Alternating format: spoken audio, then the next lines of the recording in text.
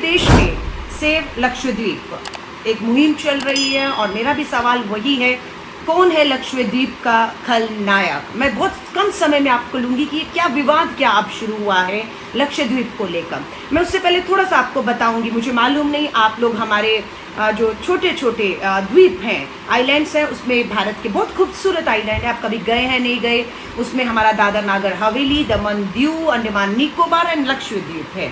विवाद लक्षद्वीप में चल रहा है इस समय, पूरा आंदोलन चल रहा है। लक्षद्वीप के बारे में सिर्फ आपको ये बताना चाहती हूँ कि लक्षद्वीप में 35 के करीब छोटे छोटे आइलैंड्स हैं, 35 के करीब, और उस 35 में से 25 पे लोग नहीं रहते हैं, यानी कि वहाँ कोई लाइफ नहीं है।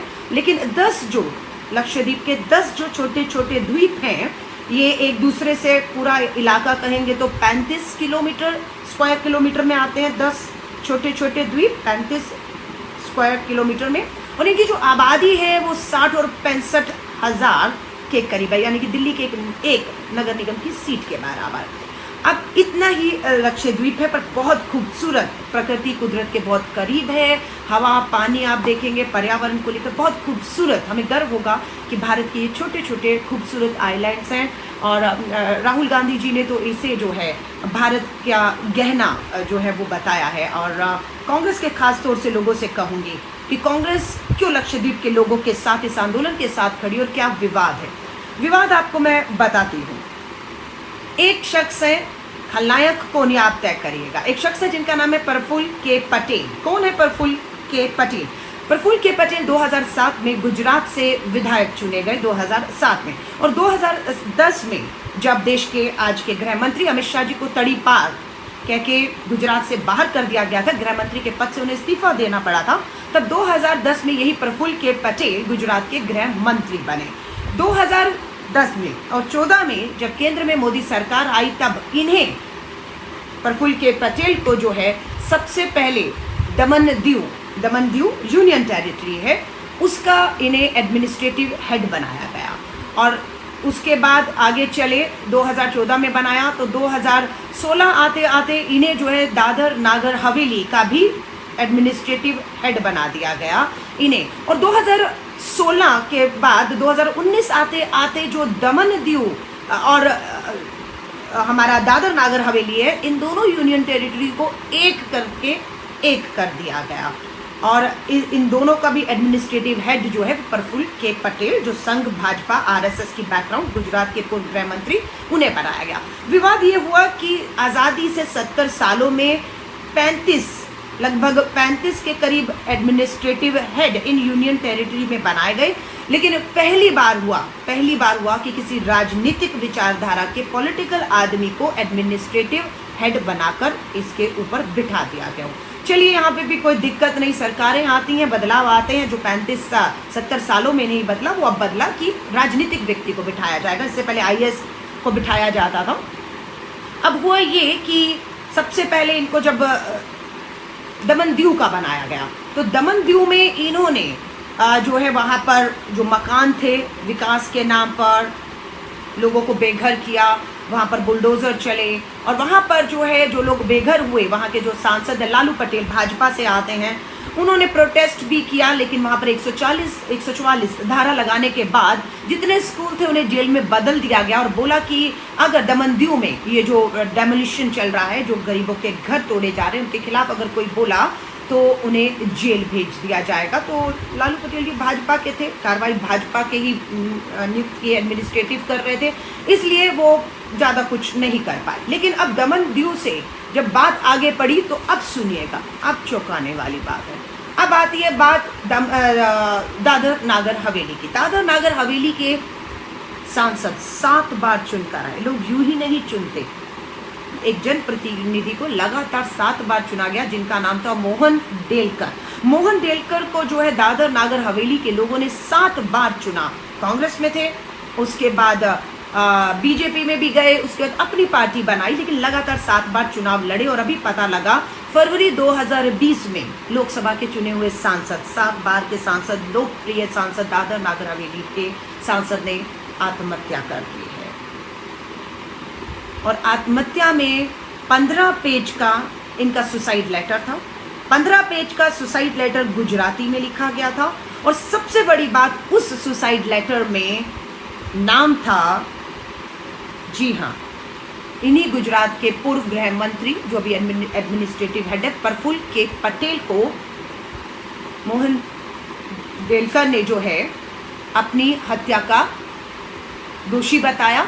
लगा कि अब नैतिकता के आधार पर प्रफुल्ल के पटेल को तुरंत इस्तीफा दे देना चाहिए ताकि एक निष्पक्ष जांच जो है वो हो सके, लेकिन ऐसा संभव नहीं हुआ। प्रफुल्ल के पटेल आज भी अपने पद पर बने हुए हैं और उनके बेटे जो है मोहन डेलकर के जो बेटे हैं अभिनव, उनका आरोप था कि उनके पिताजी पर बहुत ज़्यादा दबाव प्रफुल्ल के पटेल द्वारा बनाया जा रहा था और उनसे 25 करोड़ रुपया भी जो है वो मांगा जा रहा था। ये अभिनव उनके बेटे के आरोप है, उनसे उनको बहुत प्रशासनिक दबाव था, वो लोगों के बहुत से काम नहीं हो पा रहे थे। वहाँ पर 90 के करीब घर भी थे जिन्हें उजाड़ दिया गया था, ये कहकर कि विकास के नाम पर ये घर उजाड़े जा रहे हैं। और जिनके घर उजाड़ दिए गए उनको कहा गया कि आप प्रधानमंत्री आवास योजना के तहत कर्ज लेकर मकान बना लीजिएगा, लेकिन यहाँ नहीं कहीं और। इन सब चीज़ों से कहते हैं कि परेशान होकर मोहन डेलकर 7 बार के जो सांसद रहे उन्होंने आत्महत्या कर दी। तो अब दमन दीव से दादर नागर हवेली तक आते हैं। अब आती हूँ मैं लक्षद्वीप पर वापस। लक्षद्वीप में 3 तरह का, पहला एक सांसद होता है, जैसे दादर नागर हवेली, दमन दीव, लक्षद्वीप, आपका अंडमान निकोबार में सांसद है, वैसे यहाँ एक सांसद है। उसके बाद लोकल बॉडीज यानी कि पंचायती राज है। यहाँ पर विधानसभा नहीं है, यहाँ पर विधानसभा के चुनाव नहीं होते, मुख्यमंत्री नहीं है, इसलिए सीधा लोकसभा सांसद के बाद पंचायती राज, पंचायती के बाद जो है राष्ट्रपति द्वारा नियुक्त किया हुआ एडमिनिस्ट्रेटिव हेड होता है। तो अब जो दमन दीव, दादर नागर हवेली, इन दोनों को मिलाकर यूनियन टेरिटरी, इन सब का जो एडमिनिस्ट्रेटिव हेड था प्रफुल्ल के पटेल, उन्हें ही लक्षद्वीप भी सौंप दिया गया। यानी कि लोगों ने कहा ऐसा लग रहा है कि सक्षम अच्छे अधिकारियों की लोगों की कमी है, इसलिए एक आदमी को ही सब कुछ सौंपा जा रहा है। लेकिन वो बाद में पता लगा कि वो सौंपा जा रहा था वो एक बहुत बड़ी साजिश थी। साजिश क्या है आपके सामने रख रही हूँ। साजिश ये है, अब ध्यान से सुनिएगा, सिलसिलेवार में आपको बताती हूँ। लक्षद्वीप के अंदर जो एडमिनिस्ट्रेटिव हेड थे दिनेश्वर शर्मा IAS लक्षद्वीप के, दिसंबर 2020 में उनकी मौत हो जाती है। 4 दिसंबर 2020 में उनकी मौत हो जाती है। उनके बाद प्रफुल्ल के पटेल को लक्षद्वीप का भी एडमिनिस्ट्रेटिव हेड बना दिया जाता है मात्र 6 महीने पहले। जब ये एडमिनिस्ट्रेटिव हेड हुए दिसंबर तक एक भी कोरोना का मामला लक्षद्वीप में नहीं था। जब ये बने दिसंबर में तो जनवरी में सबसे पहला मामला लक्षद्वीप में कोरोना का आया और अभी तक बताते हैं कि 6000 मामले और 24 मौतें लक्षद्वीप में भी हो चुकी हैं। कारण प्रफुल्ल के पटेल को ही बताया गया। ये कहा गया कि इन्होंने नियम कानूनों में पूरी ढिलाई दे दी। पहले ये था कि आपको कोरोना का टेस्ट कराना पड़ेगा, आप अगर आपको उसके बाद क्वारंटाइन होना पड़ेगा, पाबंदियाँ थी, उन सब में ढील दे दी कि नहीं आप जो है फास्ट एक टेस्ट कराकर उसकी रिपोर्ट लेकर आ जाइए, वो सच्ची हो फर्जी हो कुछ भी, बस एक कागज़ दिखाइएगा और आप आ सकते हैं। और इसी का नतीजा हुआ कि लक्षद्वीप भी कोरोना की चपेट में आया। अब मैं फिर मुद्दे पर वापस आ रही हूँ। यहाँ पर अब भारत सरकार Lakshadweep development authority regulation act लेकर आई है। ध्यान से सुनिएगा, Lakshadweep development authority regulation act कब आया? 2021 अप्रैल में, पिछले महीने। देश में क्या चल रहा है? कोरोना महामारी चल रही है, देश उससे जूझ रहा है, लेकिन देश की सरकार ठीक उसी तर्ज पर जैसे 2020 तालेबंदी का फायदा उठाकर अध्यादेश, चोर दरवाजे से अध्यादेश के द्वारा से फार्म लॉज, कृषि कानून लेकर थोप दिए पूरे देश के ऊपर, ठीक उसी तरह 2021 पिछले महीने अप्रैल में Lakshadweep development authority regulation act ले आई है। कैबिनेट में एक मीटिंग की और एक्ट आ गया। अब इस एक्ट के बाद समस्या क्या आ रही है? इस एक्ट तक नहीं रुके, इस एक्ट के बाद जो है इसमें prevention of anti social activities, prevention of social activities जिसे एंटी गुंडा एक्ट भी कह रहे हैं। क्यों एंटी गुंडा एक्ट लक्षद्वीप में लाना पड़ा? जब खोज की तो पता लगा कि नेशनल क्राइम रिकॉर्ड ब्यूरो जो है भारत सरकार का गृह मंत्रालय, जो किसी राज्य में कितना अपराध है उसको बताता है, इन्होंने बताया कि लक्षद्वीप में अपराध ना के बराबर बिल्कुल नहीं है। पूरे साल में 12, 13, 10, 15 मामलों से ज़्यादा नहीं आते हैं। फिर गुंडा act prevention of anti social activities act लाने की जरूरत क्या पड़ गई, जबकि वहां तो क्राइम है नहीं, जरूरत क्या पड़ी अब आपको बताती हूँ, उसमें थोड़ा और आगे चलिएगा। अब जी Lakshadweep development authority regulation act जब आया, ध्यान से सुनिएगा अब प्रॉब्लम का। यहाँ के सांसद है मोहम्मद फैजल, एनसीपी से आते हैं, माइनॉरिटी मुस्लिम बहुलक इलाका लक्षद्वीप को माना जाता है। अब यहाँ पर इस एक्ट के बाद में बीफ बैन हो गई है, जो वहाँ के लोगों का संस्कृति, खाना, हर एक राज्य का, केरला जाएं, हिमाचल जाएं, कश्मीर जाएं, गुजरात जाएं, राजस्थान, हर एक का अपना एक खाना, बोली, पहनावा है। तो लक्षद्वीप में बीफ बैन कर दिया। आपत्ति कहाँ होती है? गोवा में किसकी सरकार है? भाजपा संघियों की सरकार है। तो गोवा में बीफ बैन है? नहीं, बिल्कुल नहीं। जहाँ भाजपा की सरकार है, 5 साल पूरे करने वाली है, वहाँ बीफ बैन नहीं है। वहाँ आप खुले आइए और बीफ जितना खाना खाइए, लेकिन लक्षद्वीप में बीफ बैन कर दिया गया, जिसका विरोध वहाँ के लोग कर रहे हैं। दूसरा इन्होंने कहा, गुजरात से आते हैं ये प्रफुल्ल के पटेल, गुजरात में आपको पता है शराब पूरी तरह से पाबंदी है, और उसी तरह लक्षद्वीप के इन 10 छोटे छोटे द्वीपों पे भी शराब पर पूरी तरह पाबंदी है। शायद इसीलिए बताते हैं कि वहाँ पर बहुत क्राइम ना के बराबर है, क्योंकि शराब और नशा नहीं है वहाँ पर। लेकिन प्रॉब्लम ये है कि गुजरात से जो एडमिनिस्ट्रेटिव बिठाए गए संघ के प्रफुल्ल के पटेल जो गुजरात से आते हैं, वहाँ तो नशेबंदी है, पर यहाँ पर आकर उन्होंने 10 में से तीन द्वीपों पर, आइलैंड पर शराब की पाबंदी को हटा दिया है। जितनी मर्जी शराब वहाँ बेच सकते हैं, पब खोल सकते हैं, पी सकते हैं। किसके लिए कर रहे हैं आगे जाकर आपको पता लगेगा, कि वहाँ के लोग नहीं चाहते कि ये पाबंदियाँ जो शराब पर उनके 10 छोटे छोटे लक्षद्वीप के आइलैंड्स द्वीप पर है वो हटे, वो नहीं चाहते। लेकिन संघ प्रमुख आरएसएस के जो लोग आए हैं, बिठाए गए हैं एक साजिश के तहत वहाँ के ताने बाने को डिस्टर्ब करने के लिए, उन्होंने वहाँ पर गुजरात में तो नहीं हटाया, यहाँ पर आकर 3 पे हटा दिया, जिसके लोग ऑब्जेक्ट कर रहे हैं। आगे आइए तो आपको पता लगेगा कि यहाँ पर पंचायती राज है। पंचायती राज के पास 5 चीज़ें आती हैं: हेल्थ, एजुकेशन, एनिमल हस्बेंड्री, और आपका जो है फिशरी और एग्रीकल्चर। ये पंचायत के पास था, लेकिन संघ के प्रफुल्ल के पटेल एडमिनिस्ट्रेटिव जो केंद्र ने बिठाए हैं, उन्होंने पंचायत की ये सारी 5 ताकतें छीनकर अपंग मैं कहूँ और नकारा कर दिया, पंचायतों को ख़त्म कर दिया है।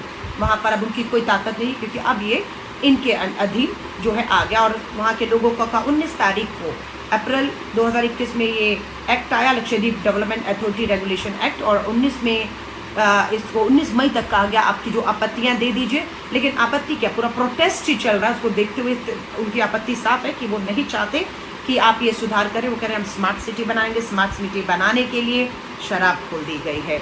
अब यहाँ पर कहा गया कि पंचायती राज में जो चुनाव है वो वही लोग लड़ सकते हैं जिनके 2 या 2 से कम बच्चे हैं।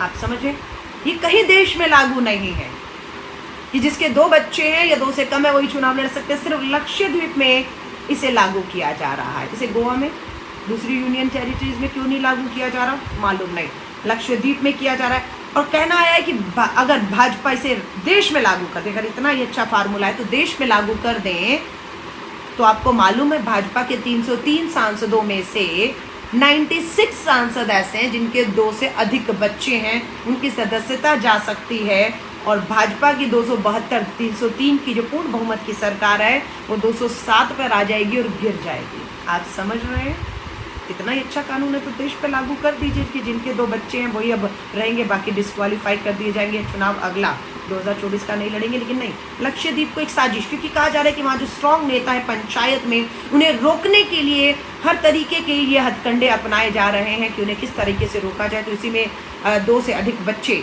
जो जिनके हैं वो नहीं लड़ पाएंगे, इसे भी लेकर आए। अब सबसे बड़ी बात जो गुंडा एक्ट है, उसमें ये कहा गया है कि जहाँ पर अपराध ना के बराबर है, जहाँ पर ये गुंडा एक्ट जो है आपका जो है prevention of anti social activity नहीं चाहिए, वहाँ पर ये कहा गया है कि अब ये एक्ट आने के बाद, सुनिएगा ध्यान से, वहाँ जो लोग प्रोटेस्ट कर रहे हैं उन्हें सुनवाई का मौका नहीं दिया जाएगा।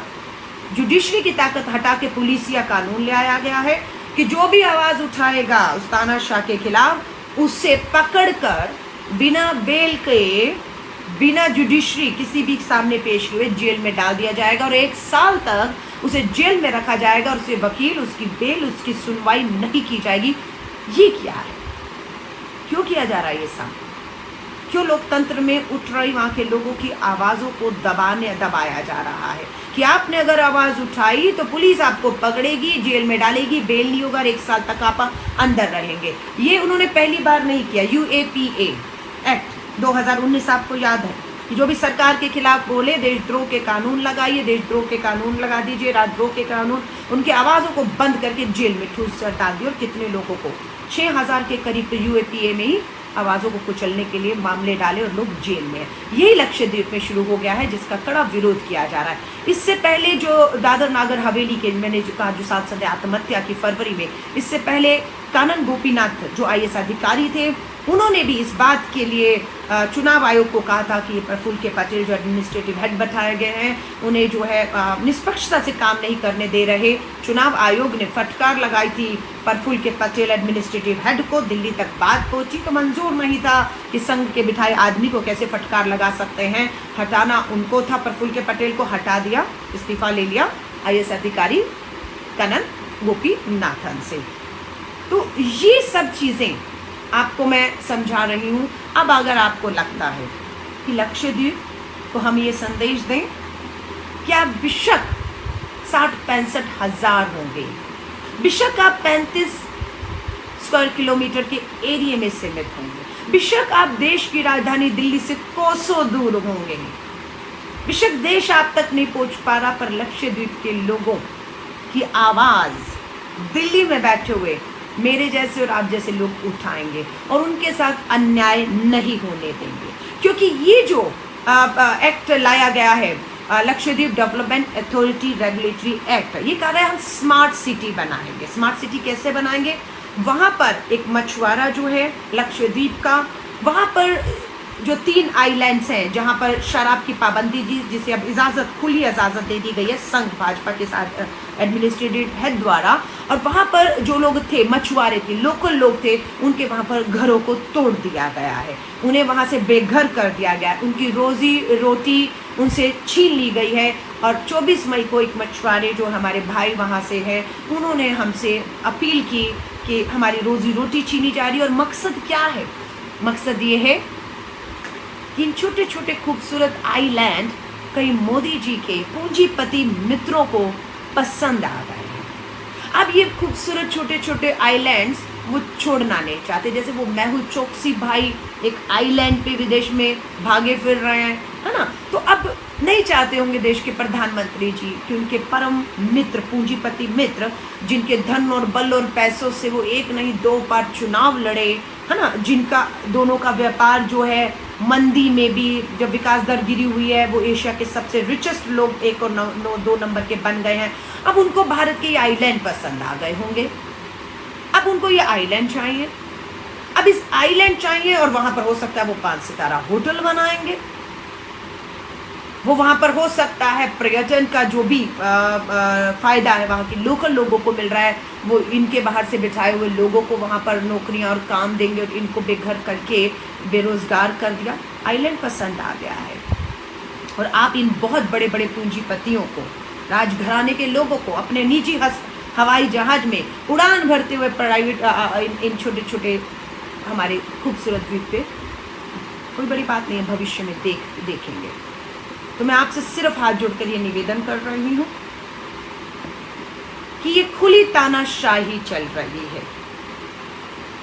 लक्षद्वीप हो, छोटे छोटे आइलैंड्स हमारे द्वीप हैं, उनकी संस्कृति, उनका खान पान, उनका रोजगार, उनके घर उनसे छीने जा रहे हैं।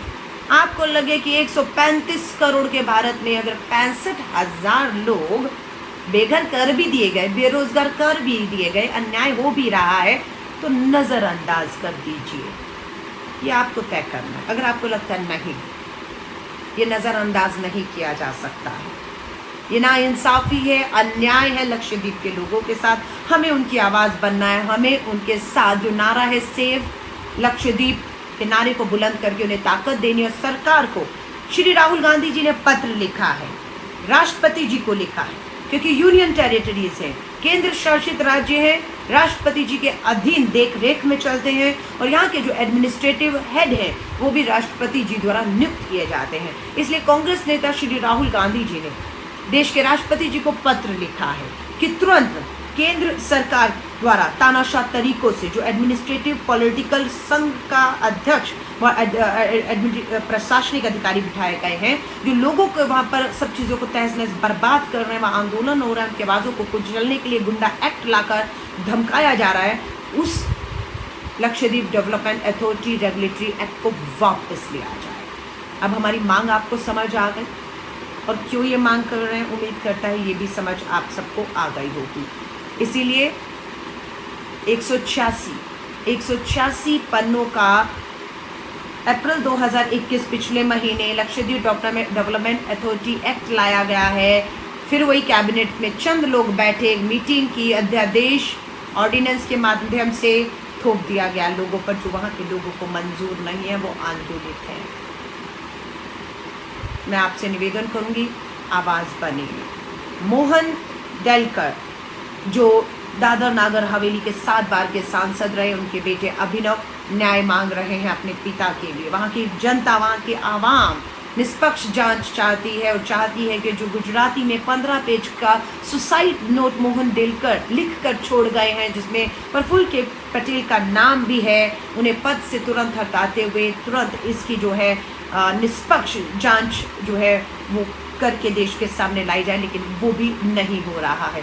तो मैं आप सभी से हाथ जोड़कर कहूँगी, जितनी जानकारी मेरे पास थी मैं उतनी जानकारी आपसे शेयर कर रही हूँ, और इस उम्मीद के साथ लक्षद्वीप के लोग इसलिए भी कांग्रेस से, राहुल गांधी जी से उम्मीद कर रहे हैं क्योंकि पीएम सैयद साहब लोकसभा के स्पीकर भी रहे 10 बार, जी हाँ 10 बार इसी लक्षद्वीप से वो सांसद चुने गए, 10 बार।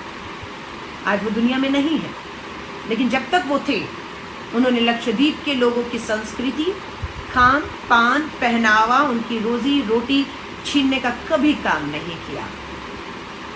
अंग्रेजों के 100 साल पहले ये ज़रूर हुआ था, जो है कहते हैं रॉलेट एक्ट अंग्रेज 100 साल पहले लाए थे कि आवाज़ उठाई, कोई सुनवाई नहीं होगी, बेल नहीं होगी, जेल में डाल दिया जाएगा और सालों तक कोई आपको सुनेगा नहीं। एक डराया जाता था, तानाशाही के दम पर वही केंद्र की भाजपा सरकार कर रही है। हम देश के राष्ट्रपति जिसे निवेदन करते हैं, मत कुचलिए लोकतंत्र में उठती इन आवाज़ों को।